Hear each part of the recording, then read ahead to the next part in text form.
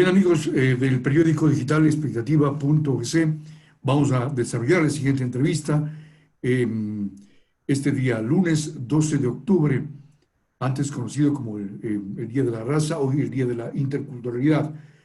Para hablar de este tema estamos en contacto con el doctor Enrique Mora, historiador, político y magureño de reconocida trayectoria, docente universitario. Doctor, ¿cómo se encuentra? Buenas tardes.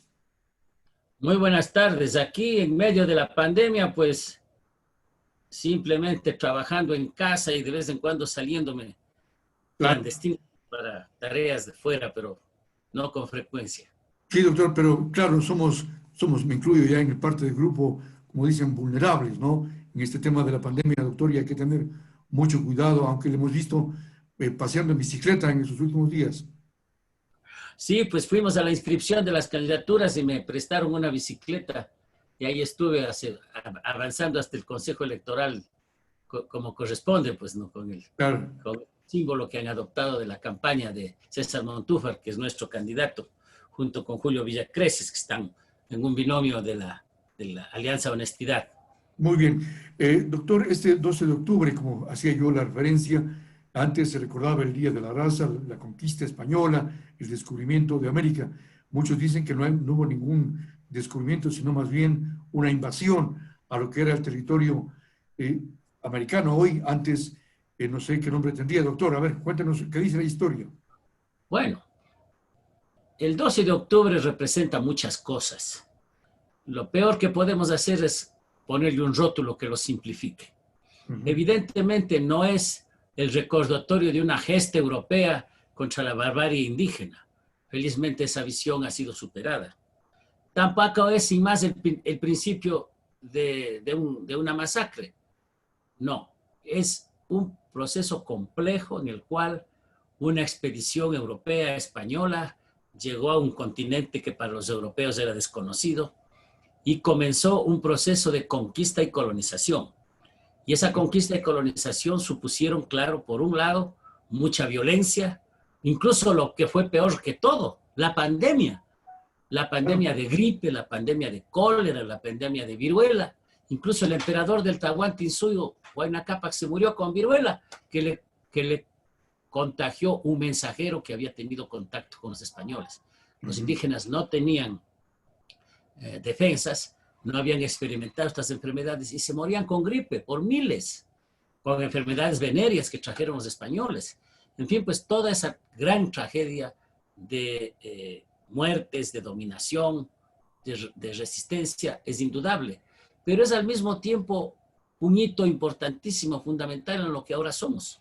Un continente diverso, en donde Claro. se habla castellano, portugués, en menor medida francés, me refiero a América Latina, y en donde, claro, se hablan también los vigorosos idiomas indígenas, que en nuestro caso son 12 o 14, todavía no se ha decidido en el Ecuador cuántos mismos son, porque hay dos lenguajes del Chapalachi, por ejemplo, que no ha terminado de ser aceptado como tal, pero yo creo que en la medida en que hablan ecuatorianos, aunque sean muy pocos, es un lenguaje muy respetable y es parte de nuestra cultura nacional. En suma, el 12 de octubre no es el día del triunfo de la hispanidad, el 12 de octubre es el día del choque de civilizaciones, es un día de la barbarie, es un día de Ya. la invasión, pero es también un día de un encuentro. Mal que bien, esto provocó lo que ahora somos. Hablamos castellano orgullosamente, ese es nuestro idioma, el de la mayoría de los ecuatorianos, no tenemos otro. Tenemos una fuerte tradición católica que aunque ya no seamos practicantes, en mi caso sí lo soy, sin embargo, respetamos ese mensaje religioso que no es solamente de dominación, de colonización, sino también de liberación. En fin, Ya. los valores de la cultura que tenemos, pues tienen elementos indígenas, tienen elementos hispánicos, tienen elementos afro, e incluso de migrantes que vienen después, árabes, chinos, en fin, nuevas migraciones europeas. Este continente es muy complejo, es decir, el día del 12 de octubre para nosotros es el día en que se celebra la complejidad de nuestra realidad latinoamericana. Ahora, doctor, muchos se preguntan y nos preguntamos, claro está, ¿cómo es que se facilitó este ingreso de los españoles, de los europeos, cuando había imperios acá, el imperio inca, el imperio también en México, con los mayas, en fin, se creía que eran dioses o semidioses que venían en caballo, en barcos, en fin, un poco eso facilitó la conquista. Déjeme que le muestre una cosa.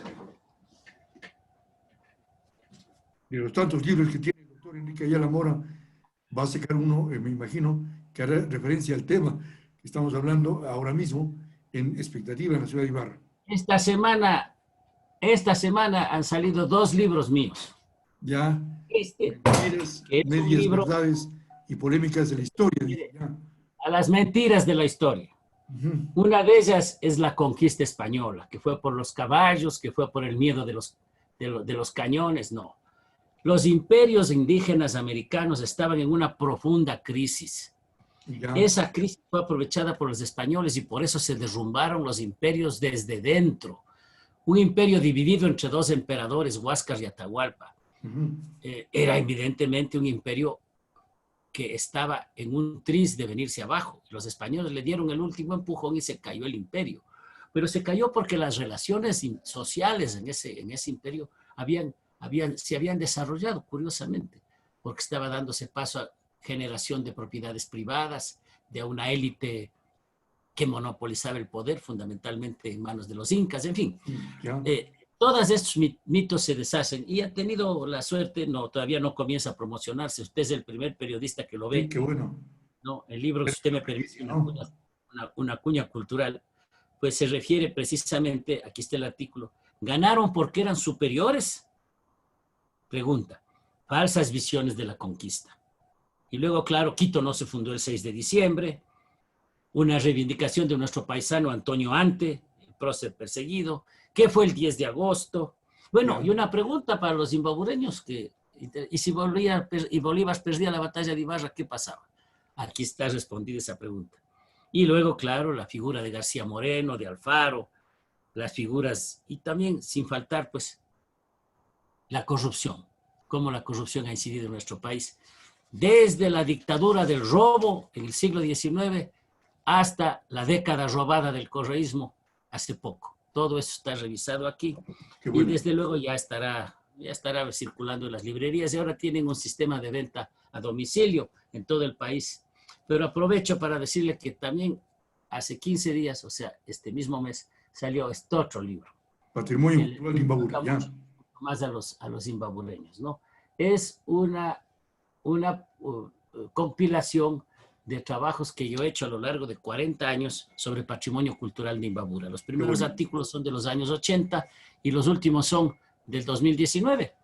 Aquí hay toda una propuesta sobre qué es la provincia de Imbabura, cuáles son sus características, las propuestas de museos, de bibliotecas, la propuesta de cómo convertir eso en un trabajo que genere trabajo para la gente, porque la cultura no es solamente un adorno, la cultura tiene que alimentar a la gente, tiene que permitir que las personas vivan de eso en grandes cantidades, no solo los artesanos de San Antonio, los tejedores de Otavalo o las bordadoras de Angochagua, sino también una gran cantidad de personas que atienden el turismo, que atienden a la gente que viene. Vista de esa perspectiva, pues este librito pues, es muy actual. Este sí vamos a lanzarlo en un acto que posiblemente será en noviembre. Ojalá. Por Zoom, ¿no? Por la misma vía que ahora usted me está entrevistando. Doctor, esta presentación de este libro que usted hace referencia me lleva a preguntarle respecto del abandono que sufre este edificio patrimonial del Colegio Teodoro Gómez de la Torre, en pleno centro de la ciudad, en la calle Flores y Zúcar, usted conoce muy bien. ¿Qué está pasando? ¿Por qué no hay una recuperación? También el edificio de la gobernación de Imbabura, en pleno centro, frente a la casa que era suya, doctor, de sus padres, en fin, también está en abandono. ¿Qué está pasando? En realidad ha habido un descuido general del patrimonio de la ciudad de Ibarra, incluso el desmantelamiento de lo que en su momento fue el FONSALSI, el Fondo de Salvamento, claro, fue un error. Ajá. Y yo creo que eso no se ha corregido todavía. El abandono del patrimonio es grave. Hemos pasado años insistiendo. Yo mismo preparé un proyecto de ordenanza municipal. Recién se está retomando la ordenanza, que espero que esté terminada hasta diciembre. Sin una norma clara no se puede seguir. Hay no solo una, dos, tres, 150 casas abandonadas en el centro histórico de Ibarra que claman por una preocupación. Pero esto no es solamente problema del municipio, es problema de que todos hagamos conciencia de que esto no es un adorno, no es una cosa secundaria, es central para la ciudad, una ciudad patrimonial como Ibarra al tenerla. Aquí hay muchas propuestas, pero lo del Teodoro Gómez, bueno, descuidado el patrimonio está. Incluso la Casa de la Ibarreñidad durante la anterior administración municipal sufrió una depredación. Yo me quejé varias veces, aquí están las cartas en este libro al alcalde reclamándole eso, no a nombre de ninguna propiedad privada, porque eso ya no es de la familia, pero ahí está pues el patrimonio de la Fundación Ayala Pasquel, los muebles, las obras de arte, están prestadas a la ciudad, nosotros no les hemos traído a nuestra casa, hemos querido que queden en beneficio de nuestra tierra, pero que los cuiden pues. Lo mismo en la gobernación, votada, ¿no? Algún señor se le ocurrió, creo que fue esta señora Rivadeneira, que tanto daño le hizo a la provincia, que ahora está prófuga, ¿no? Que se le ocurrió abandonar el edificio histórico, dejarlo botando, está lleno de goteras, se están dañando los tumbados, hemos hecho una inspección el otro día, fue terrible. Y lo mismo el Teodoro Gómez. El Teodoro Gómez, que es un edificio patrimonial donado por don Teodoro Gómez de la Torre para la educación, que es una de las edificaciones más importantes de la ciudad, también votado. Votado, entre otras cosas, porque durante el correísmo se lo destinó a todo, incluso se trató de dedicarlo a una tarea distinta de la educación. Felizmente el municipio logró recobrarlo, pero ahí está. Incluso el municipio cometió el mismo error que en el cuartel. Mandó a hacer un proyecto sin saber para qué iba a hacer el proyecto. Se pagó, tengo entendido, se contrató por $100,000 el caso del Teodoro Gómez, a unos arquitectos que no tenían la menor idea del patrimonio de la ciudad, que pusieron unas vigas enormes de fierro en la mitad de los patios, que hicieron una biblioteca, Jaime, sin dejar puesto para los libros, como una biblioteca reducidísima. Y claro, ahora quieren que les paguen. Ahí estamos con ese problema. La alcaldesa ha tenido la bondad de encargarme este asunto. Yo tengo una propuesta sobre eso. La Comisión de Patrimonio que preside justamente Miriam Ayala tiene una propuesta sobre Teodoro Gómez, pero claro, para poder invertir adecuadamente hay que hacer un buen proyecto. Hay que hacer una parte inferior en donde se puedan poner almacenes que puedan ser rentables para que se mantenga el resto. Fíjese que cometieron la estupidez de hacer una biblioteca de la cuarta parte de la biblioteca municipal, o sea, para que no alcance nada. Y dejaron todo el segundo piso destinado para una orquesta sinfónica que no existe. Esa barbaridad hicieron. Ahora hay que rectificar todo eso y hacer que, a mi juicio, dedicar el antiguo Teodoro Gómez de la Torre a la biblioteca de Ibarra y al archivo de la provincia. Eso es lo que tendría que ser exclusivamente. La parte de abajo puede ser comercial y cultural y las partes de atrás y de arriba destinados solo a esto. No tienen que poner ahí todo.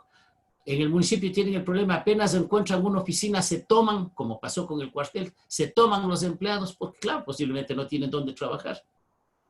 Entonces hay que organizar bien el espacio y hay que ponerse a la voluntad de hacer de Teodoro Gómez la gran biblioteca del norte del país. Ahí pueden ir la propia biblioteca de Pedro Moncayo, puede ir la biblioteca municipal que tiene parte de la obra de Pedro Moncayo y de otros notables, la biblioteca de la Casa de la Cultura, la propia biblioteca del Teodoro Gómez. Todo eso puede juntarse sin perder la propiedad, cada cual puede tener bajo administración, pero ofrecerle con salas para internet, con salas para que los niños aprendan computación, con salas de juegos. Es decir, como es una biblioteca moderna, la biblioteca moderna no es un cuarto con libros, la biblioteca moderna es un complejo edificio en el que la tecnología está en el centro. Y eso es lo que debemos aspirar para la ciudad. Y se puede hacer comenzando por rectificar el proyecto. Si no, claro, pero la alcaldesa de Ibarra señalaba que se requiere, por el tema económico, se requiere algo que genere también recursos, porque estamos en crisis. Tiene toda la razón la alcaldesa. Fíjese usted, si la Casa de la Ibarreñidad no se hubieran dejado la parte de abajo para restaurantes, no habría ni con qué pagar la acogida de las goteras. Es decir, tiene que combinarse la rentabilidad con la posibilidad de que sea útil. Y entonces por eso hay que rectificar el proyecto. Hay que mantener el restaurante, hay que mantener una especie de venta de artesanías. No puede ponerse cualquier cosa, ¿no es cierto? No puede ponerse cualquier cosa. Hay que seleccionar. Pero un pequeño centro comercial abajo, con artesanías, con productos propios de la provincia, con una librería bien hecha, bien puesta, todo eso puede ser rentable. Y la biblioteca, desde luego, respetando la naturaleza del edificio. Hay que rescatar ese hermoso salón máximo que está ahí botado, destruyéndose. Hemos hecho una inspección, producto de eso hay un informe precisamente aquí en este libro, que lo publico, es un informe de la alcaldesa sobre ese tema.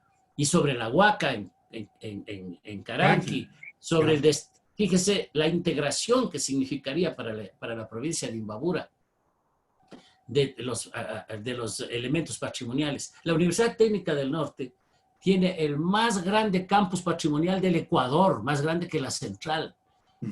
Tienen 2 edificios patrimoniales restaurados, el antiguo hospital y el monasterio del Carmen. Eso tiene que ser cuidado como patrimonio. Para comenzar, tiene que volver al centro del claustro del Carmen, la estatua de Santa Teresa que estaba ahí, que estoy reclamando, que dicen que se han llevado a no sé dónde, a la Casa de la Cultura, qué sé yo. Pues hay que preocuparse. Felizmente, Miguel Naranjo ha sido sensible en esto. Primero fue rector y vicerrector, y nos oyó cuando hizo la restauración de la antigua capilla para salón. Incluso rescatamos los restos del canónigo Mariano Acosta que estaban ahí, se los llevamos a la catedral. Hay que pensar que el patrimonio es para usarse, no es para tener guardadas, sino son mausoleos. Hay que volverles a dar un uso. La casa esta que se llama Radeoña tiene que ser oficinas municipales, ya no se necesita otro museo, que las adapten para oficinas municipales de servicio al público decentes en el centro de la ciudad. Todo esto tiene que ser objeto de un proyecto. Aquí tengo en el libro un proyecto global de reconstitución del centro histórico de la ciudad, que el municipio aprobó por unanimidad con el voto a favor de la alcaldesa. Ahora lo que tienen que hacer, gracias, me hicieron ese acto de confianza. Obviamente ya se imaginará, Jaime, que yo nunca he cobrado nada por el trabajo en tierra, ¿no? Doctor, y en este libro... Entonces, y eso quiero decirle, y entonces tenemos el trabajo por delante, está trazado, pero hay que apoyarlo. Ahora, claro, esta pandemia nos trajo un mal rato porque han tenido que destinar los recursos para otra cosa, pero hay que hacerlo. Doctor, en este libro también está el tema de, ¿se acuerda que había un museo en Caranqui, un museo subterráneo, y se lo quitó en la alcaldía de Jorge Martínez, se lo llevó al Teatro Gran Colombia, no sé dónde están esos vestigios, yo realmente ya perdí la cuenta de eso. En este librito está un artículo que se llama Derrocar a Atahualpa. Ya, el monumento. Aquí está, a ver, no sé si le alcanzan a ver sus... Sí, se ve un poco, sí. Que es precisamente la polémica con Jorge Martínez cuando quisieron derrumbar el monumento de Atahualpa y hacer un parque de recreo barrial. Transformar el monumento más importante que se ha hecho a Atahualpa en el mundo. Transformar el monumento que merece ese gran imbabureño, el más grande de todos los imbabureños, en un parque infantil y en una cancha de básquet. Era una estupidez. Felizmente, pese a que tenían una dirigente y una arquitecta que hasta dijo que Atahualpa no había nacido en Caranqui. Pobre diabla, ¿qué va a saber ella de estas cosas? Escribió un folleto demostrando que Atahualpa nació en Caranqui. Bueno, ya se hizo eso. Pero ese museo hay que restaurarlo en conjunto con la Huaca. El centro de Caranqui es un centro importantísimo. Es después del Cusco y Sacsayhuamán. El centro arqueológico más importante del continente. Caranqui, Cochicaranqui y Zuleta son tan importantes como Machu Picchu, pero no los hemos excavado. Yo tengo aquí en este libro una propuesta, Jaime, y permítame que hable del libro, ya que usted está hablando de cultura. Una propuesta de que la Universidad Técnica del Norte arme un laboratorio de arqueología, un centro de formación de arqueología. Esa es la responsabilidad de la universidad. Eso es un gran compromiso que tiene que hacer la universidad y comenzar a hacer, aunque sea muy limitadamente, investigaciones arqueológicas. En Socapamba, en Zuleta hay la concentración de tolas más grande de América Latina, 153 tolas. Felizmente la gran mayoría no están tocadas, algunas otras están destruidas. Pero esto requiere un gran esfuerzo, una gran conciencia ciudadana de todo el mundo. Por eso es una excelente ocasión este 12 de octubre en que se ha hablado de la agresión que sufrió la cultura indígena, para decirle que la cultura indígena y la cultura imbabureña sigue siendo objeto de agresión. Tenemos que protegerla. Y entre otras cosas, porque eso es dinero, eso es trabajo de nuestra gente. Eso permitirá hacer de Ibarra la verdadera capital turística del país. El Cortel tiene que hacer un museo americano de artesanías, en donde se vean las artesanías desde el Canadá hasta la Argentina y Chile. Una oferta que compita con Quito.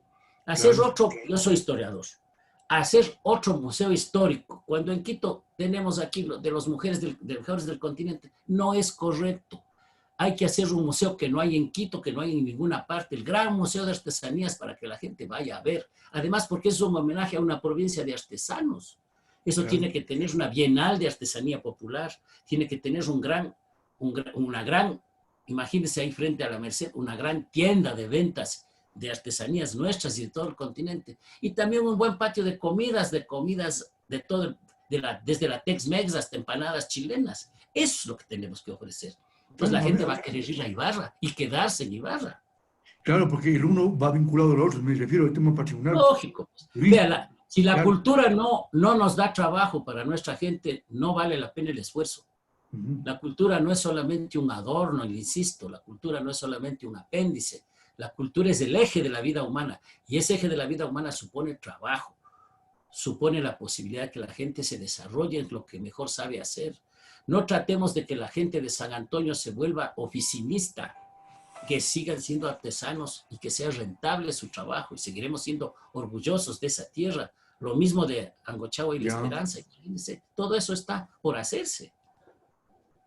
22 inquietudes finales con el doctor Enrique Ayala Mora, historiador, político reconocido en Imbabura y en el país en general. Doctor, ¿qué hacemos con Yaguarcocha?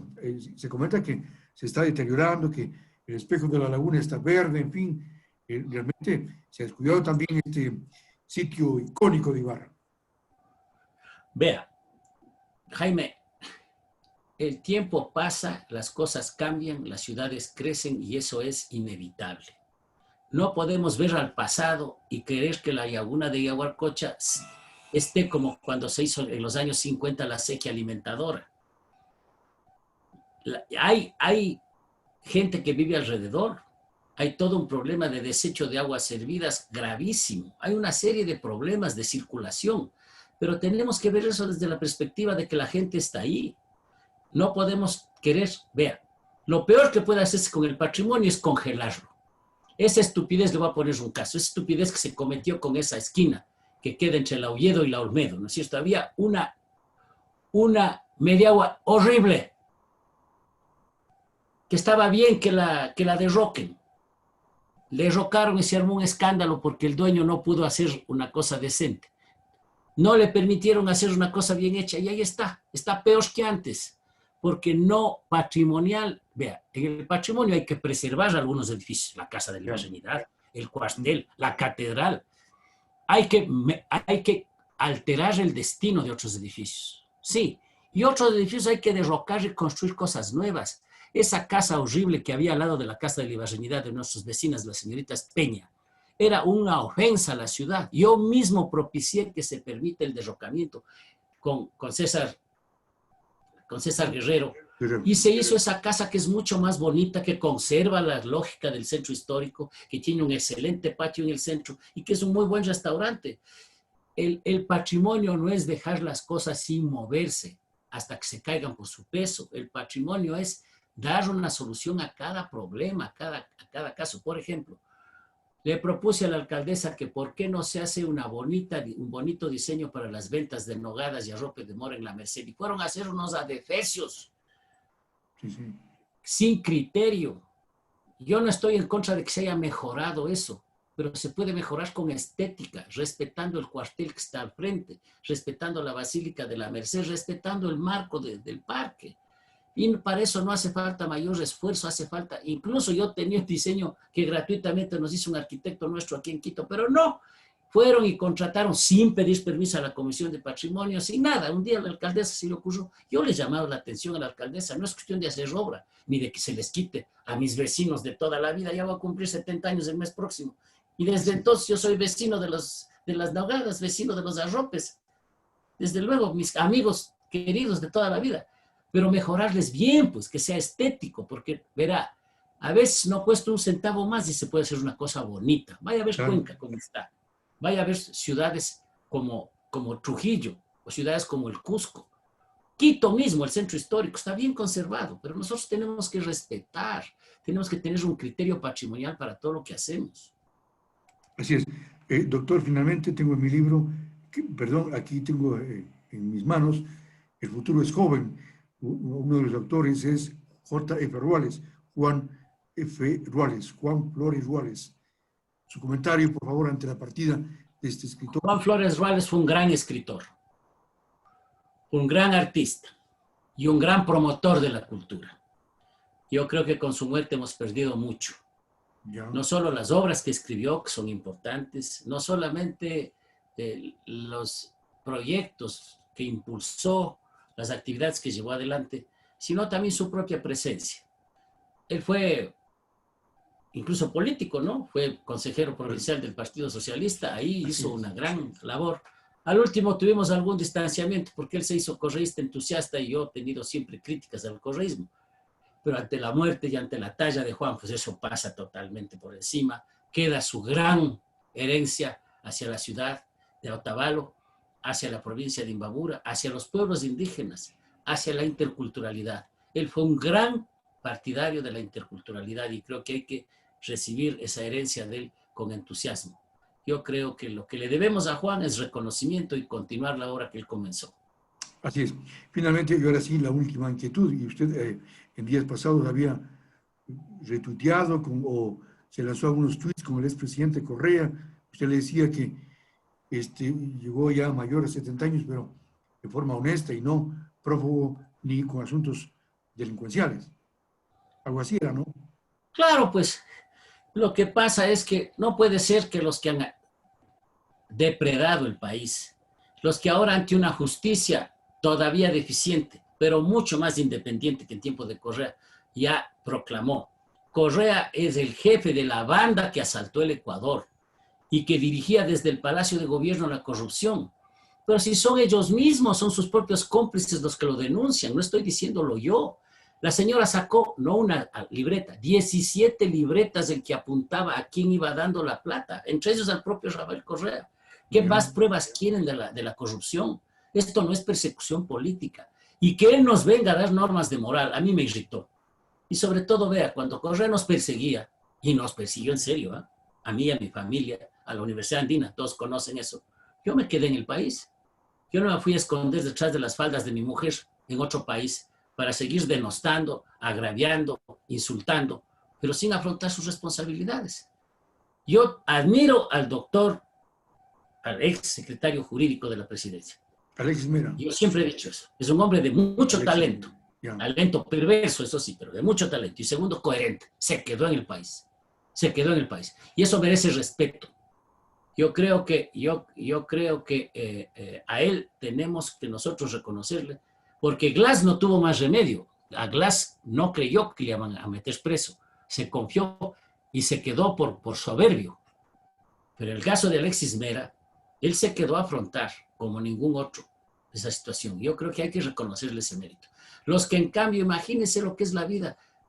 Se les prueba, pero a la saciedad las cosas y se mandan a cambiar. Una señora está ahora en Argentina, el propio Correa por otro lado. Y no puede ser que no aparezca por ninguna parte la plata que no devuelven. Porque no solo es el problema de que se han llevado la plata, sino que no han devuelto. Pero yo quiero contarle una última frase que aquí hay en este librito una historia de la corrupción. Ya. Y en este libro yo les recuerdo una cosa, que hay gente que dice siempre habrá corrupción, siempre ha habido corrupción y siempre habrá, dice la gente, como resignada. Yo les contesto, siempre ha habido gente honrada y siempre ha habido gente que combate a la corrupción. Uno de ellos se llama Julio César Trujillo, nuestro referente imbabureño. Otro se llama Monseñor Leonidas Proaño. Esa gente también ha habido en el Ecuador. No solo es un país de correas. Este es un país de gente decente que puede sobreponerse a las adversidades y que puede defender la honradez. Yo creo que ese punto es fundamental. Doctor, que tengan una buena tarde, un buen provecho y hasta vernos pronto, ojalá físicamente ya. Gracias, Jaime. Y siempre a las órdenes. Y le voy a mandar los 2 libritos con mucho gusto. Por favor, estamos atentos. Ya, le voy a pedir a Miriam, porque ella viene algún fin de semana y le voy a mandar en un paquetito. Tanto el libro me voy a conseguir porque este es de la Corporación Editora Nacional. Otro sí es de la Fundación Ayala Pasquel, sí está Ibarra. Y vamos a entregarlo también a otras personalidades, instituciones, porque para eso es este libro, para comunicar propuestas. Muy bien. Que tengan una buena tarde. Buenas tardes. Pronto y cuídese, por favor. Gracias. Bien, el doctor Enrique Ayala Mora, ex diputado de Imbabura, en esta entrevista importante, historiador también del país.